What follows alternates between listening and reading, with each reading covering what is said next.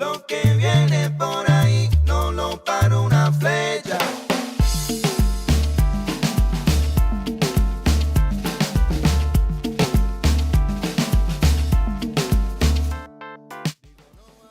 Hello everybody, welcome to another season of La Mesita. My name is Kaelah. And today we have a super special guest. Mr.Pauer, Toto Gonzalez, is a Latin Grammy nominated producer and remixer born in the Caribbean city of Puerto La Cruz, Venezuela, based in Miami, Florida for over 21 years. He is a music connoisseur and researcher of percussive rhythms from around the world. Welcome to La Mesita, Mr. Pauer. Hello, girls. How you guys doing? Thank you for the invitation. No problem.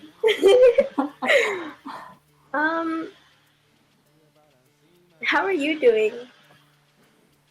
I'm doing good. Actually, after all this time at home, I'm getting very used to this type of conversation and being at home as a touring DJ and musician.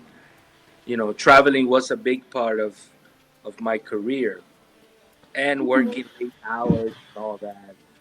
Now I'm just fresh, relaxed with my coffee early in the morning, doing interviews with you and trying to find balance between all the madness that's going on in the world and the new evolution of our civilization and how we actually gonna incorporate technology, which has been super fast during the last 4 or 5 months, integrating that with what we used to remember as the normal.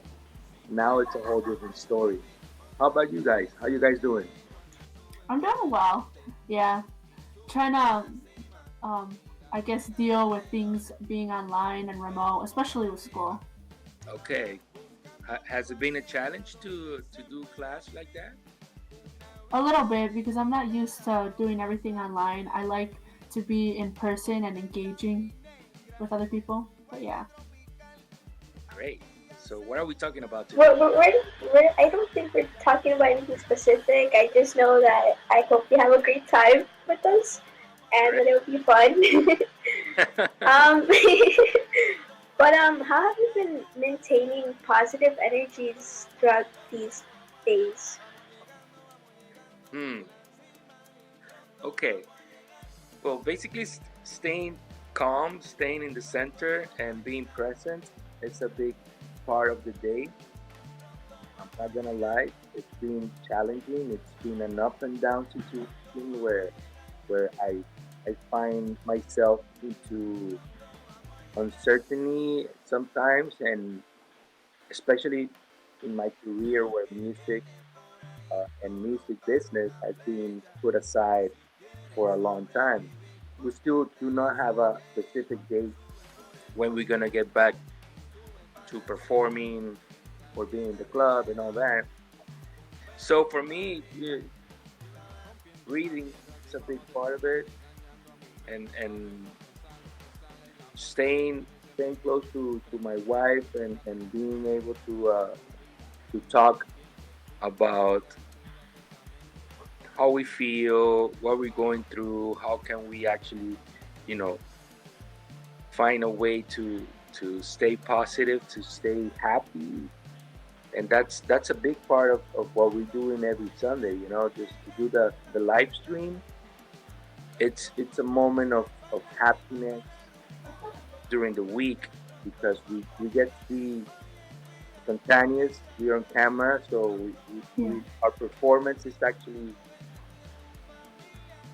just as it is. It's a pure expression of joy, the music, and with Claudia, doing all the toys and the performance that she's doing. She's going back to her childhood, playing with Barbies, with the chickens and all this doll, and creating a whole different perspective of a live stream, making it fun, making it um, live. And I'm not saying it's an easy task. It takes pretty much all Sunday to produce, and we have people helping. And we've been doing this nonstop for every Sunday since March, late March when we started. So yes, we have thought about stopping doing it, and then get all this feedback from people saying, "Hey, we're here in Spain, looking at what you're doing. We're in Venezuela, we're in Colombia, we're in Chicago, in New York, LA.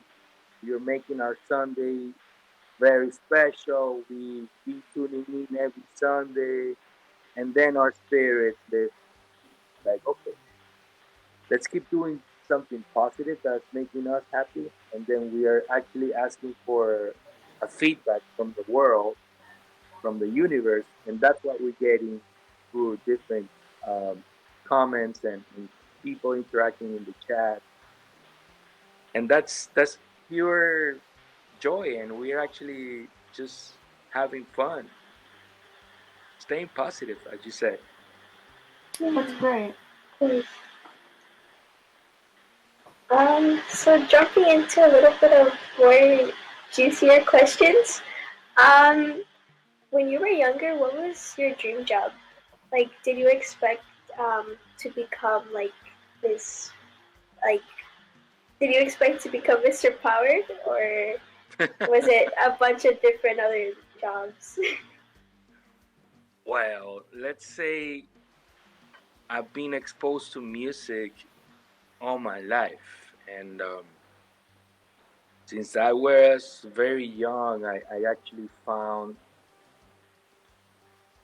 I come from a big family. We are six brothers, all male, and I'm number five. And growing up in a big family, everything tends to be equal, developed. The food is everybody's the same thing. Everybody get dressed the same way and all that. But in my mind, I was different. I have imaginary friends, and I used to play alone, even though I had a lot of people around. And I found a passion for music. I saw, you know, different different sounds from my older brothers that were listening to music, including like Kool and the Gang, Michael Jackson. Um, my first tape was from Menudo, the band Menudo, and I have another tape from Men at Work. That's another band from the early '80s. So I listened to all those tapes in my Sesame Street cassette player, and I grew up watching TV and listening to, as I say, there's many music influence from my family, even though there's no other musicians in my family, but music was a big part of it. And I started like, you know, the from the Muppet shows, the animal, the drummer, that was like my favorite character. So I wanted to play drums. I saw something cool, and so I remember building my first drum set from my mom's pots and pans. So I created all this, drum set with different things from the utensils from the kitchen. That got me into trouble, to be quite honest, because I bended many of the utensils and got me into trouble, real. But that's my early uh, memory of music, and then I kept listening to music and growing up, and then my main music influence was rock. I was into rock en español, um, English rock, and from those days, I actually remember dreaming of becoming a rock star. I wanted to be a rock star, and that's what brought me to the U.S. That's how I actually, dedicated myself to make music, to learn an instrument. While I was back in Venezuela, have multiple rock bands over there, and then here in the U.S. also. And so I was actually very challenged to Hmm. fulfill my dream because my dad didn't believe in music. So he actually laughed about it. He said, "Are you gonna make money as a musician? You know, you're gonna start." Mm-hmm. So that was a very um, challenging stage in my life, growing up with that thought, and then me being a rebel to actually prove that I was gonna be able to become who I wanted to be and be able to pay for everything that I needed and more. So I Yeah. spent probably 15 years of my life, or maybe 20, trying to prove, Wow.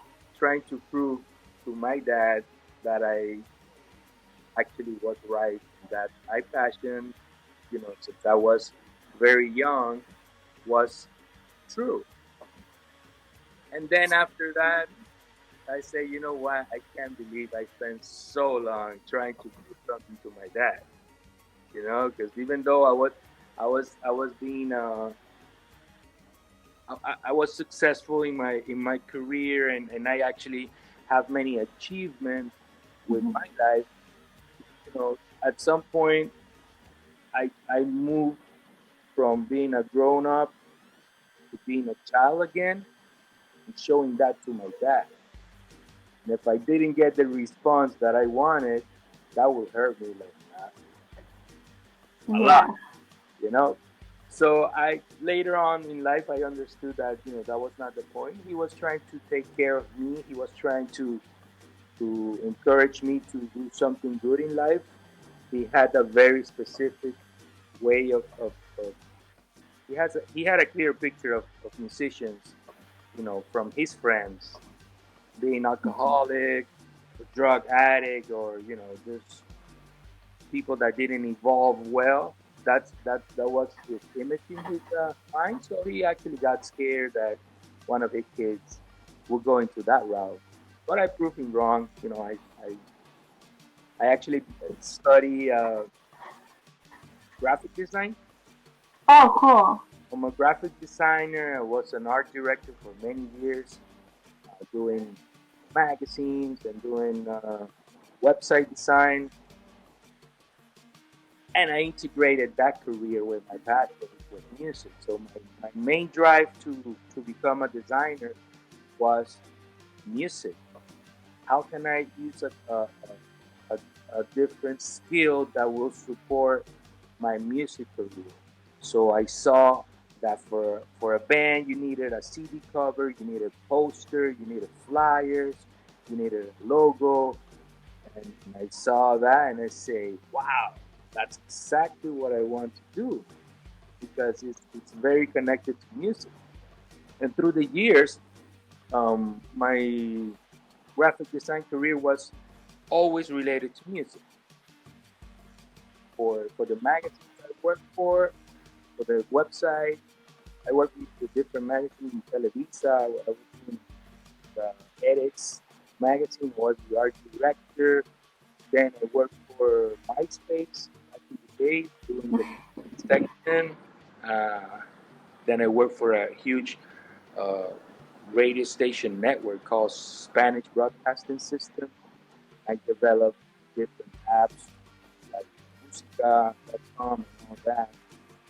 And, you know, while I was doing all this 9 to 5 job, you know, I was still going to the warehouse, rehearsing with the band, making music, recording, touring, and finding my way to actually stay true to my inspiration, which was music. That's nice. It seems like you are very dedicated to all of this. So, since we were on the topic of art and music, how did you come up with the name Mr.Pauer? Mr. Pauer. I started I'm a drummer for different bands, and then I became a DJ Hmm. just to be able to pay for rent for the space where we were rehearsing. So I became a rock DJ. And as a creator, I have all these different words that come to the head, and growing up in a Spanish-speaking country and then moving to the U.S., I got everything messed up. The Spanglish is very prominent. It's like an official language here in Miami. So I remember actually the word power is phonetically in English and then it's written in Spanish. Power. That's how you actually write that word if you don't know English, you know? And for me, that was the combination of my two nationalities, being American and being Venezuela, living in a bicultural world, bicultural music, food, anything. Anything that was related to that double nationality was present in the word power. And power is a symbol of being strong, being dedicated. So I switched from DJ Power to Mr. Pauer when I became a senior, producing my own music and then releasing my first album. That was the switch from being just DJ Power to Mr. Because had some kind of intention of growing as a musician from a different perspective. Because I recorded many albums before Mr. Pauer as a drummer with a band, being connected to different musicians and being able to create music as a group. But then becoming a producer, a recording artist, self-produced, self-made, it was a big challenge because as a drummer, I needed a bass player, I needed a guitar player, I needed a singer to put up a song. So switching to technology about 10, 15 years ago so it was so inspiring because all of a sudden I found doing drum patterns, recording my drums, and then being able to record bass line and sample a sound here and there, or play keyboard, do sound design. That was very mystical, very interesting because I play every instrument by ear. So I'm a self-taught musician and I really don't know the notes. I know the sound, the feeling that it creates in my body and my soul. So I play connecting, my ear to the source and finding different inspirations how to make music. So all the different years that I lived in the U.S. and in Venezuela was part of that whole, you know, inspiration that created a sound called Electrópico. Well, that's awesome. So, since we're talking about that music, what is your favorite music for cats and specifically? Do you play your music to your cats? Oh yeah, of course. I have different. Music is something very photographic.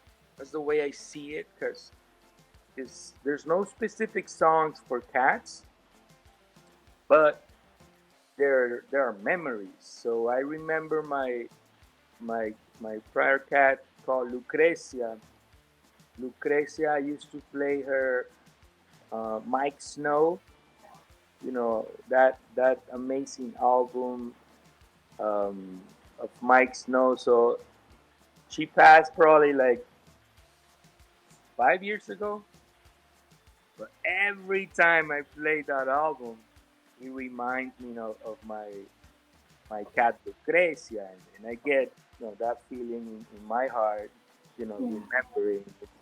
But I get the same feeling when I play, let's say, other type of music like Soda Stereo, Charlie Garcia, and I remember living in Venezuela with my friends, my high school friends, and then there's music from the university that I heard.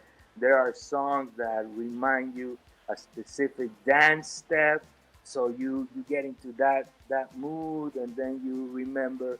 I have music that I play, old records from my mother, so it reminds my mother, my grandmother, my father. I'm a very photographic person, connecting dots with music because most of my music is instrumental. So I talk to through a melody, and then I imagine where is it that I'm listening this song. So I'm probably in the mountains or at the beach in the sunset. It smells like this. So I connect different senses to music, to create an environment that will ignite that experience to the listener without saying where you're at, just through the music. So I find that very I love that. That's very creative and artistic. cool. So what's your favorite music? I listen to a lot of punk music. Punk. Yeah. How about you, Marilyn? For me, it changes a lot. Like, I could say right now it could be a little bit of Spanish rock. Because if it's not that, it's like slow music.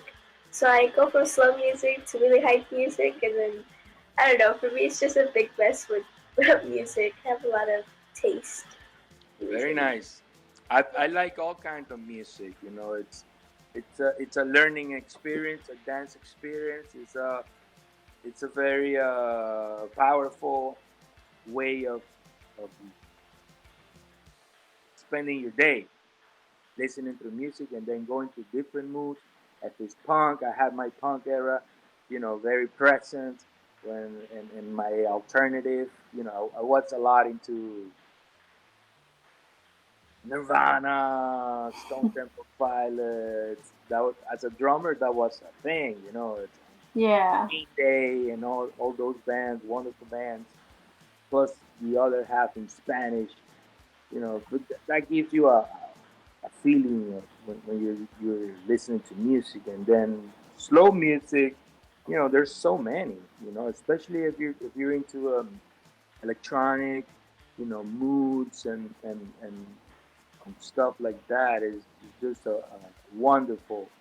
I'm very connected to that type of music because most of them are instrumental, or at least the artists that I like. They create a lot of environment related to instrumental tracks. We saw a post on social media about you grilling on the patio. What is your best song to grill this summer? I grill a lot. I probably use my grill 3 times per week. I'm gonna say Purple Disco Machine. It's my playlist when I'm grilling. It makes me happy. Are you guys familiar with Purple Disco Machine? No, I'm not. Okay, well, Yeah. Disco Machine. It's a new artist. Well, it's not that new, but he's from Germany. And basically, what he did was he resampled, recreated different songs from the disco era, from the 70s and 80s, and created like a house version of different songs, plus creating new songs.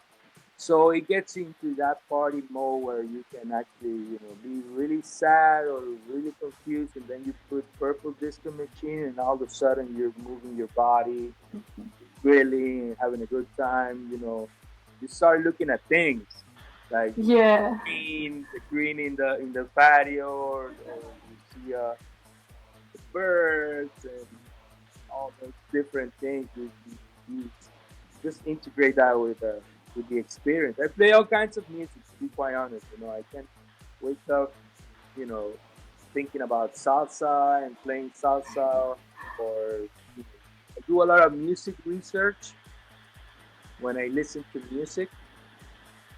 Um, Sometimes it might get a little boring because I will listen to just a snippet of a song and then move to another one and another one and another. So I can be very annoying when I'm not DJ, when I'm just sound searching, song searching, and doing that part of the music research when I'm actually creating a playlist. But I listen to music all the time. Yeah, I love music that could change the environment and like it just changes your mood into a better mood. Well, thank you for being here. We're gonna take a short music break. Excellent. Thank you for the invitation. I really, really, really had a good time. You guys are great.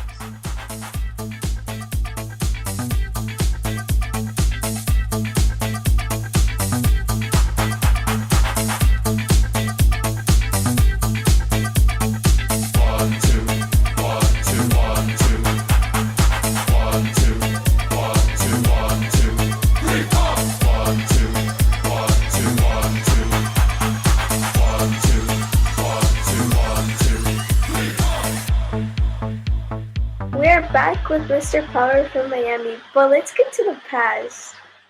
Okay, Mr. Power, if you could give your younger self advice right now, what would you tell him? Wow, that's a deep question. Why would I self my younger self an advice? Wow, that's a very deep question, girl. So nice. Thank you for that. The advice I will give is to be free, to be free from your mind, from thoughts, from things that were pre-recorded in my brain through childhood, and just to be able to actually experience things instead of assuming how something will be. You know, that would be my biggest advice: is just not to assume, but to actually prove that something that you're thinking about is good, bad, right, wrong, or anything, but just go through the experience instead of just assuming that something's gonna turn in a way or another. That will be Yeah. my advice for little Mr. Power. That was some good advice. Yeah. Is there a song that you know that represents you in life right now? And if yes, which one? Mm, my mind is so full of music that I, I, I will not make justice picking one song because it's more of a feeling, you know. I feel music, and my main mission with music is to create joy, to create a nice experience. And what I've been doing is just researching different beats that will create a dance experience, a mood experience. So if you go to a party or you listen to Mr. Power, my mission is to make you feel nice.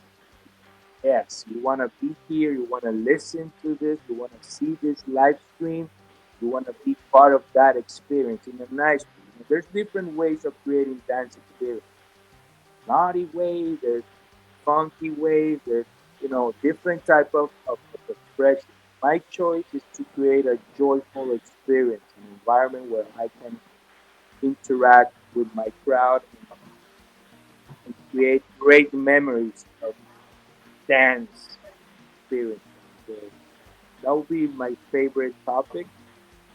I can talk about that forever if you guys want. I love that response. Me too. Outside of doing music, what do you prefer to do in your free time? My free time. Yes. Mm, that will be a pre-COVID or post-COVID answer. I have a lot of free time now. I love to be at home, to be quite honest. I love my house. I love my cat, my wife. The patio. To be here, relaxing. That's very energizing. Um, I'm very passionate about music, so I'm kind of thinking about music all the time. and it's very hard to disconnect Mr. Pauer from Toto Gonzalez because somehow it's like the same person. But I like cooking. That's a big part of my life. I love cooking. That will be my second biggest passion. I'm a wannabe chef, and I create all kinds of different plates that are amazing. And as music, as a self-taught musician, I'm a self-taught chef also. So I can do sushi, I can do Spanish food, Mexican, Hindu, Thai, and it's just all by taste. So I found to what's the word, to I actually can see, hear, and feel ingredients when I cook or when I taste something amazing. Immediately I can identify, oh, cilantro, basil, cumin, fish sauce. I can see that in my mind, and then I will have the challenge to go deep and recreate that dish at home. So I don't have a limitation when I taste something that is good, that I like. Like yesterday, I had hummus and falafel. Very nice experience. So my challenge for this week is to make falafel. Have an idea, would research a little bit more about it, and then I will recreate that. I love doing that, and during this free time that I've had, I actually develop a taste for baking. I've been doing. That's what my wife said. Amazing cake, like the best cake that I've baked. And the biggest challenge of that is that she has to be gluten free. Mm. So I have to come up with a recipe that she will be able to enjoy, and it will make her feel good. So for me, that's caring, that's loving, that's expressing also through a passion that I have, which is cooking. I love the symbolization you made between music and cooking. I Very really like similar. that. Very similar. Yeah. So, related to your music, since we're talking about numerous skills and things, what are a few of your skills or artistic habits that you're working on to polish up your work, if you have any? I do a lot of listening. Um, my ritual would be that since I'm a drummer, percussionist, ironically, sometimes I would start with the melody, let's say with the bass line or the keys, or doing sound search for different layers of keys, and then go to the easy part. That will be the drumming. Uh, since I come from a band, I tend to overdo a lot of different layers. So three, four, five keyboards, percussion here, there, three different set of drums, three sounds of bass, and then once I come up with this explosion of sound, and something that's sounding amazing, very saturated. My biggest challenge is to start bringing into the simple. So I need to step back a little bit, listen to what I'm creating, and then thinking, okay, what about if I start reducing? Because as the same as in many other careers, sometimes less is more. So when I create a clear sound wave, you will be able to listen more of the vocals, or more of the drums or the bass line instead of putting all these different things that it doesn't mean that are not necessary or amazing, but sometimes there's different moments in a song when to create all that those up and downs where you can actually project, reflect different part of the experience. But as a whole, I probably start putting everything together in the same spot, like the verses, the chorus, the intro. Everything comes from that big ball of sound, and then I'll start. Okay, this sounds like a intro. I will create this. I will turn off the bass line in this part. I will create a percussion solo here, and then create all this crescendo with the keyboards in that area, and then boom, there's a song. Yeah, very strategic. Well, I don't know. I don't know if it's strategic or not. It's just been working for me. And another ritual I have is actually when I start a song, I have to finish that song in the same day. And finishing means to be able to download the whole idea for the song. Because if I don't do that, if I go halfway with a song and then I come back next day, it will be a whole different song.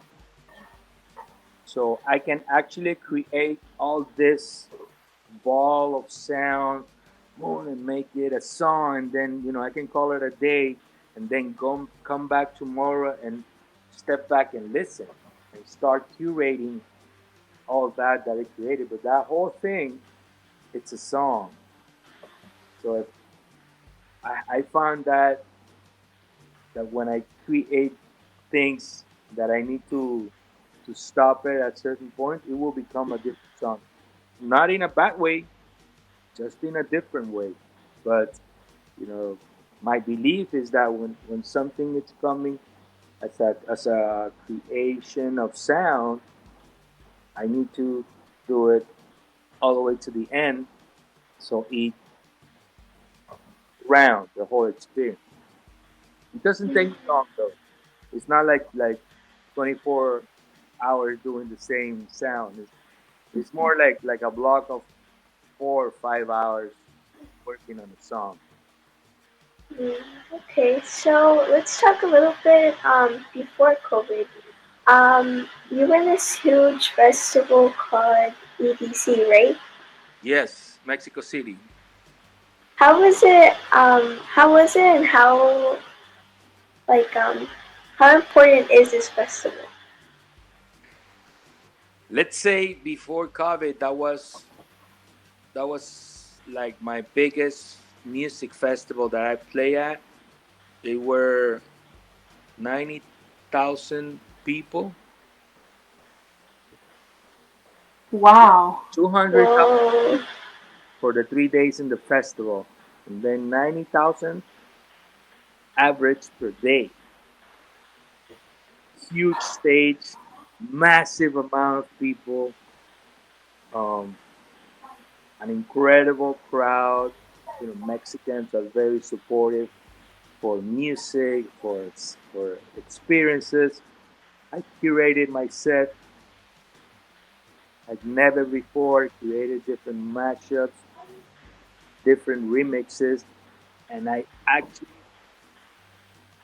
experienced being nervous before my set. Something that I stopped feeling probably like 5 6 years ago. I played big stages, very important festivals, concerts, for very important people. But I was very relaxed most of the time. But so for some reason in Mexico City, I got really nervous about it, and I actually make my team feel nervous about it too. So everybody was panicking and going crazy, trying to cheer me up and relax me, and so but everybody was in the same situation, feeling nervous. And for me, that was a sign that oh my God, I'm alive. I'm feeling this again. I'm actually very excited, nervous, and committed to projecting my music to a new crowd, a bigger crowd. And that was just the music part of it. We had a hell of a time in Mexico City, doing taco tours and trying the best food and enjoying the whole city. It's just an amazing country. It was very very very very very very nice, and I would say that it has been the best festival I play at so far.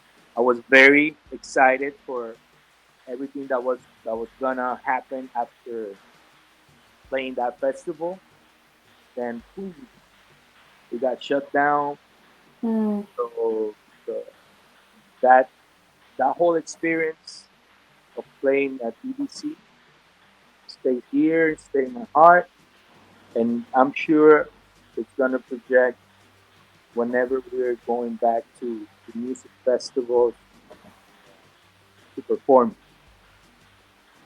That's interesting that you mentioned about your other past performances, how you were never really nervous. And is it because you performed to thousands of people and like did you feel different intensive energies or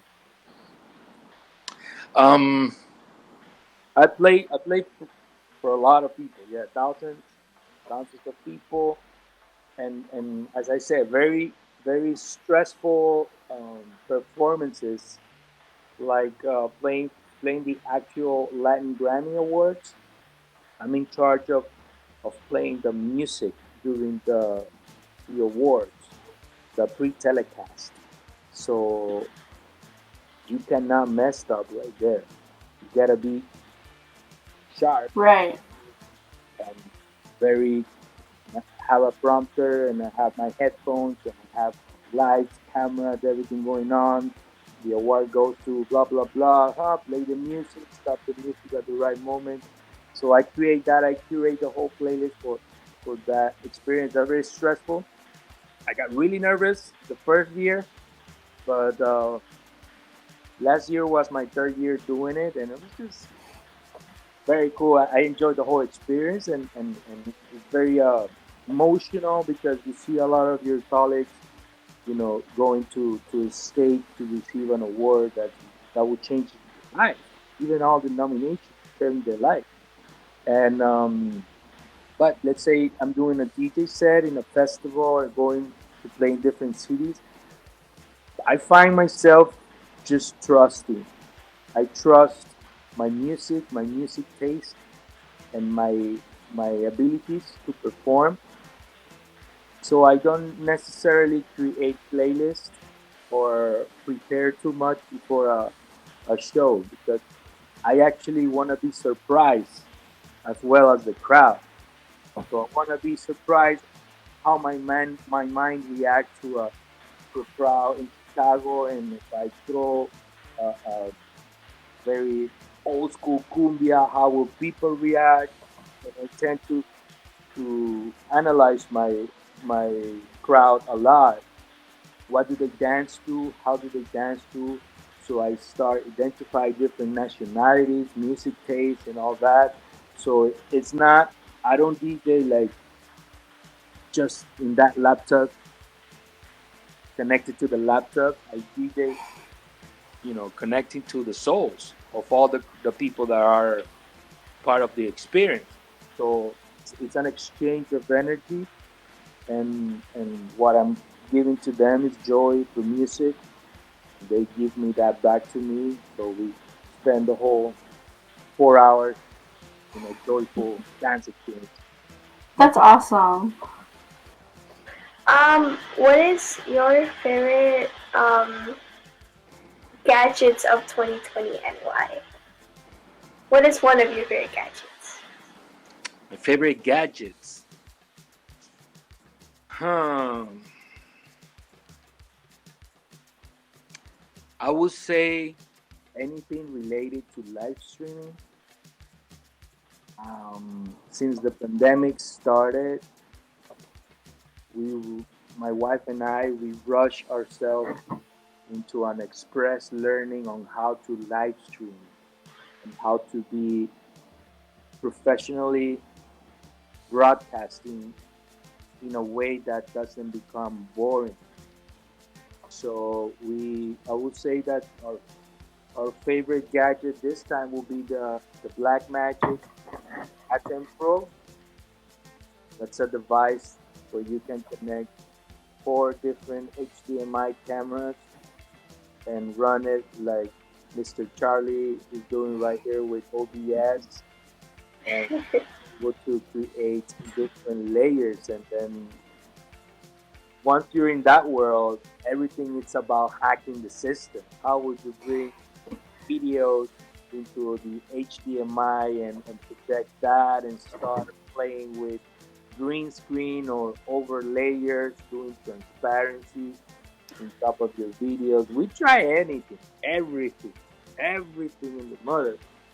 And we are starting to feel comfortable about the way that we're actually producing the Powerful Sundays and finding the right cameras, finding the right lighting, and but at the end of the day, it's all about the performance and the music.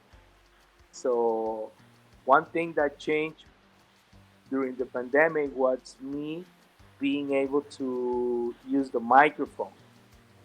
I have always been a silent DJ that speaks through music. Always. I'm I'm not sure how I'm gonna be when I go back to the clubs.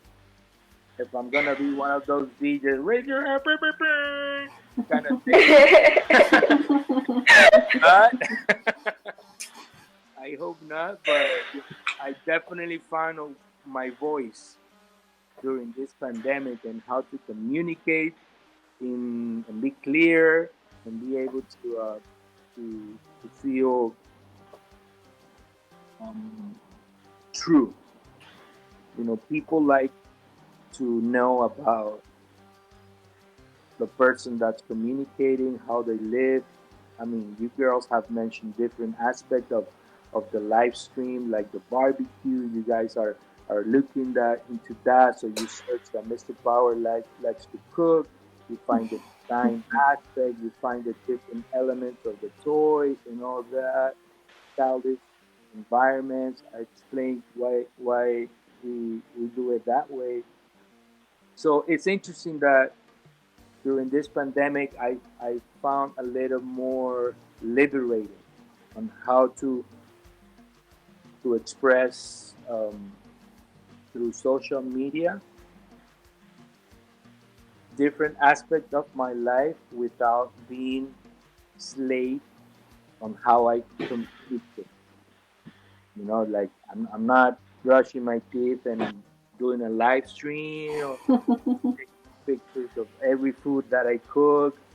Good, but I'm not doing that. I'm trying to be more accessible, more human through the social media, and still be a regular person and an artist. So I find very interesting that not only to me, I've seen it in many artists that during this pandemic that they've been showing the realness of being a person like you, like me, like Charlie, like anybody, in the world. Everybody goes through problems, through different kind of depression, to different type of anxiety attacks, happiness, to different parts. So to show that you're vulnerable, also, it's a good thing because people relate to that. We are in this together. So it's nice to see. It's not nice to see people in the same situation that you are, but it's nice to relate to different situations that people might be going through, and be able to find hope and find answers on how to move on. We really love your energy at your streamings and the art installation of Claudia Calle, who is this super productora. Claudia Calle is my wife. She's an amazing creator, artist, illustrator, photographer, videographer, just a happy, fun person that loves to create um, through art, through energy, and La Producción Millonaria, the Millionaire Production. It's a name that I actually started, announcing from that spontaneous Mr.Pauer in the mic, and I would say this: it's just refreshing.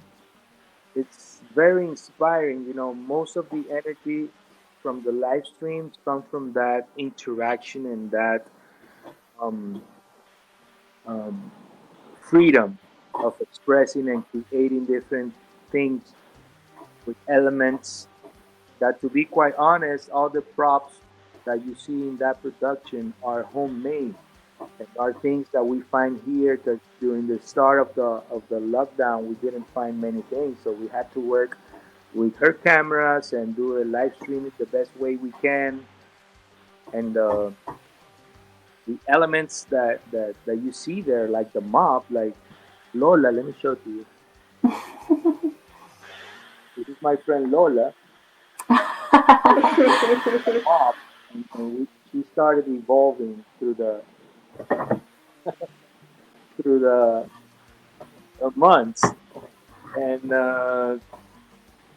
it's just a creative way of creating human interaction when social distancing is a thing. And then we have different characters like chickens. I don't know if you've seen that. Let me go and find the different. So you see these are donations that come from our neighbors. We don't have kids, we have cats, but our next door neighbor, she had a big box of old dolls. So we brought that into the set. Um, these are the chickens, and these chickens, I actually bought them long time ago because I wanted to create a sample with the sound of the rubber chicken.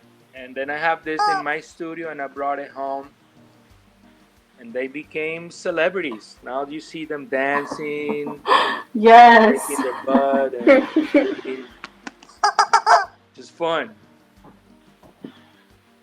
I'm a big toy collector, so many of I love that one. these little gadgets come from my studio. What else we have here? Just a hand. So when we put our hands in the air, we just bring this to the camera and make interactions. But it's just a broken hand from an old all kinds of different props to make fun of it. So I don't know what else we have here. We just play with different elements, and that's the whole Claudia Calle Producción Millonaria thing. It's very beautiful what she have done, um, engaging the crowd into a whole different activity. It's just not technology. I mean, I talk about the gadgets and the cameras and the quality and the delay and the sound and blah blah blah and all that, but at the end of the day, it's about the human connection. Because anybody can come up with different dolls and do some kind of thing, but you don't feel it when I'm actually DJ and I see Claudia performing in camera with this magic. Like, how do you actually bring your personality into a doll, make it dance, make it fun, and you do a look the camera, and you make a close connection, with a person through a Bringing life. yeah, very very cool, very interesting. I sometimes Yeah. find myself like in the Muppet Show, like all these different characters creating that whole experience. It goes back to childhood. The Muppets, Sesame Street, Barney, and all these different weird childhood sets. It's very cool. I love it. Yeah.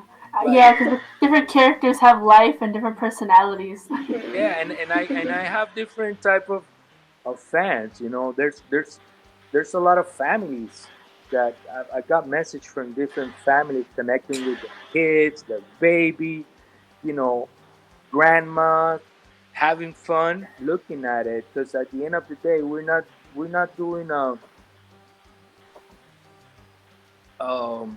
show that is just for child. We're doing a childish performance, which is a whole different thing. A childish performance is a connection with your inner child in whatever age you're in. So I've seen kids 2 years old dancing in front of the TV. I see grandma, you know, connecting to their inner child, looking at the whole experience. So for me, that's the beauty of doing a show like that. And you see this guy, that's a Mr.Pauer character. That's awesome. I love that. So this represents the little me inside. So this is the inner child connection that I have in my character, the colorful, playful thing, all the different elements, the goofiness. It's going back to my childhood and connecting to that part of me, which I discovered not too long ago, to be quite honest, because I spent a lot of time trying to be an adult, to Yeah. think like an adult, and to be actually serious about it. Dress formal, a lot of black color when I was into rock. So I found out all these elements. They all add up to connecting with my childish experience in life and remind me many times not to be so serious about life because it's very fragile. So we better enjoy it every moment.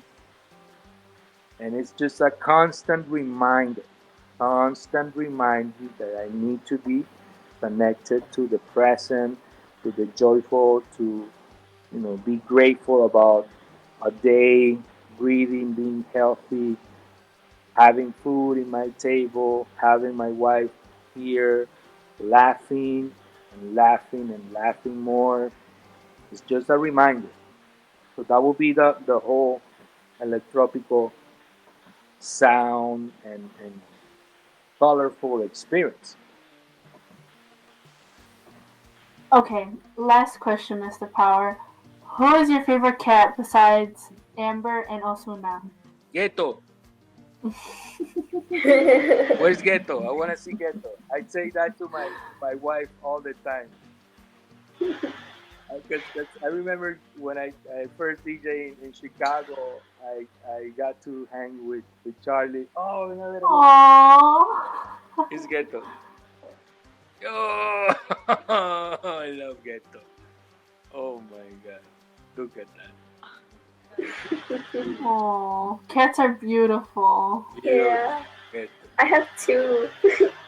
So Ghetto was my roommate when I slept over Charlie's place. He was my roommate. Just a big, huge, amazing, fluffy cat. Mira Ghetto.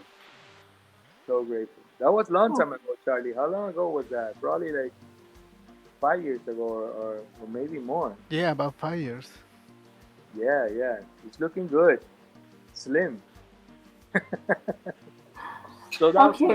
that's one of my favorite cats besides Amber, and just to be quite honest, that's that's another connection to joy, to have such a fluffy, pure, loving pet that you can rely on when you're down, when you're sad, when you're stressed. It's just beautiful to have that energy. It's as important. I have it as a tattoo here. It's amber.